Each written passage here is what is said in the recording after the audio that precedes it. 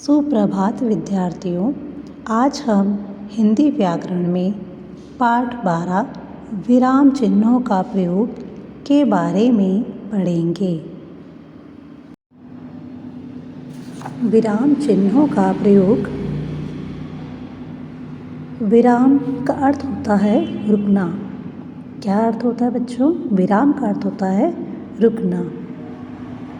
भाषा को लिखते समय और बोलते समय हमें कहाँ कितना रुकना है, इन सभी के लिए जिन चिन्हों का प्रयोग किया जाता है उन्हें हम विराम चिन्ह कहते हैं।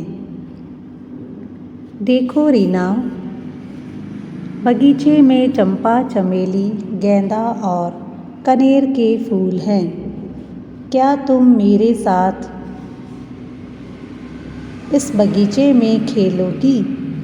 ऊपर लिखे वाक्यों में अल्प विराम, खड़ी पाई पूर्ण विराम और प्रश्नवाचक चिन्हों का प्रयोग किया गया है। ये चिन्ह हमें संकेत देते हैं कि वाक्य में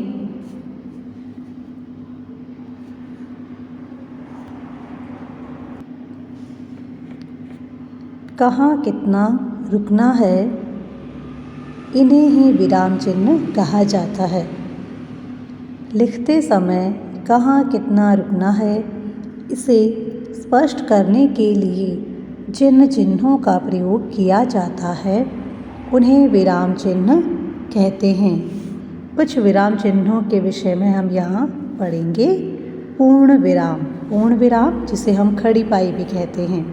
किसी वाक्य के समाप्त होने पर जो चिन्ह लगाया जाता है उसे पूर्ण विराम कहते हैं। जैसे राम दिल्ली गया।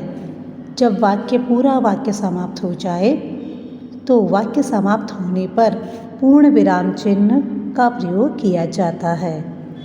अल्प विराम। जब दो या दो से अधिक शब्दों या दो वाक्यों को अलग करते समय हमें थोड़ा रुकना पड़ता है, उस समय वहाँ अल्प विराम का प्रयोग होता है। जैसे दीपक, राहुल, सीता और गीता दिल्ली गए। वह बहुत पढ़ता था, फिर भी फेल हो गया।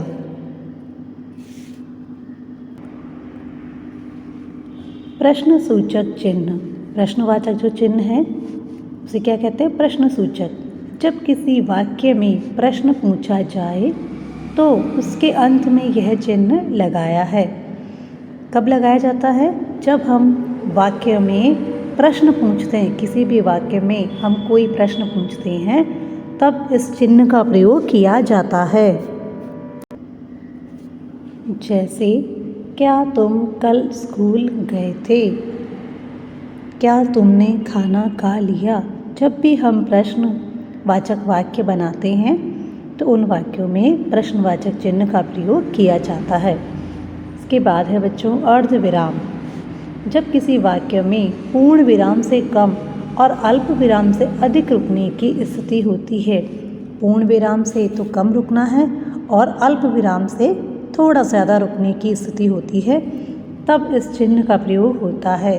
जैसे झूठ बोलना पाप है, अतः सदा सत्य बोलो। विस्मयादिबोधक चिन्ह। इस चिन्ह का प्रयोग आश्चर्य, दुख, खुशी आदि भावों को प्रकट करने के लिए किया जाता है। विस्मयादिबोधक चिन्ह का प्रयोग किसके लिए किया जाता है? दुख, आश्चर्य, खुशी, हमारे जो मन के भाव होते हैं उनको प्रकट करने के लिए किया जाता है। जैसे आहा, मुझे बहुत दर्द हुआ। वाह, तुमने तो कमाल कर दिया। अरे ये क्या हो गया? इस तरह से विस्मयवादिबोधक चिन्ह का प्रयोग हम करते हैं। उद्धरण चिन्ह। किसी के कथन को ज्यों का त्यों बताने के लिए कथन के प्रारंभ व अंत में इस चिन्ह को लगाया जाता है। जब हम किसी का कथन, किसी का वाक्य, जो बात किसी ने कही है उसको जैसा का जैसा ना, ज्यों का त्यों, जैसा वाक्य उसने कहा है वैसा का वैसा ही हम उसे लिखते हैं या बताते हैं, तब इस चिन्ह का प्रयोग किया जाता है। जैसे गांधी जी ने कहा था, अंग्रेज़ों भारत छोड़ो। इसके बाद है बच्चों संयोजक चिन्ह। इस चिन्ह का प्रयोग निम्नलिखित प्रकार से किया जाता है। शब्दों के युग्म के बीच में, जैसे घर घर, बार बार, तरह तरह। संयोजक का अर्थ होता है बेटा जोड़ना। संयोजक चिन्ह दो शब्दों को जोड़ने के लिए भी काम में आता है। और या बीच में के अर्थ में, जैसे राम रावण युद्ध। तुलनात्मक सा सी से आदि से पहले यदि हम किसी की तुलना करते हैं तो भी इस चिन्ह का प्रयोग किया जाता है, जैसे छोटा सा, राम सा आदि। निर्देशक चिन्ह। इस चिन्ह का प्रयोग स्पष्टीकरण के लिए किया जाता है। निर्देशक चिन्ह जब हम किसी बात को स्पष्ट करना चाहते हैं तब इस चिन्ह का प्रयोग किया जाता है, जैसे मेरे मित्रों के नाम इस प्रकार हैं, केतन, सुमित, राहुल। इस तरह से हम क्या कर रहे हैं, इस वाक्य में किसी बात को स्पष्ट कर रहे हैं। कोष्ठक चिन्ह जब किसी पद या वाक्यांश के अर्थ को उसी वाक्य के भीतर स्पष्ट करने की आवश्यकता हो तो उस अर्थ को कोष्ठक के भीतर लिखा जाता है। कब लिखते हैं?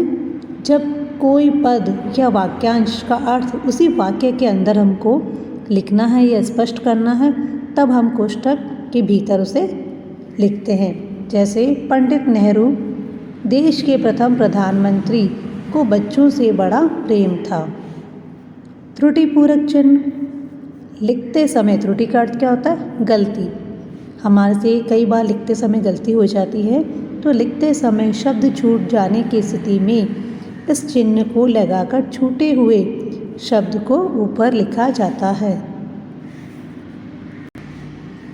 कई बार ऐसा होता है बच्चों कि हम शब्द लिखते समय कुछ हमसे छूट जाता है, तो त्रुटिपूरक चिन्ह के द्वारा इस चिन्ह का प्रयोग करके हम छूटे हुए शब्द को ऊपर लिख सकते हैं। जैसे मुझे बाजार से कपड़े खरीदने हैं। लाघव चिन्ह किसी शब्द को छोटे रूप में लिखने के लिए, जैसे बड़े शब्द को छोटे रूप में दिखाने के लिए इस चिन्ह का प्रयोग किया जाता है। पंडित, यहाँ पंडित हम पूरा ना लिख करके प लिख करके इसके आगे छोटा सा ऐसा बिंदु बना देते हैं, तो ये क्या है? ये बिंदु जो है वो लाघव चिन्ह कहलाता है। डॉक्टर भी हम पूरा नहीं लिखते हैं, डा लिख करके डॉट लगा देते हैं। दिल्ली नगर निगम डी न नी। इस तरह से किसी भी शब्द को छोटे रूप में दिखाने के लिए हम इस लाघव चिन्ह का प्रयोग करते हैं। Thank you.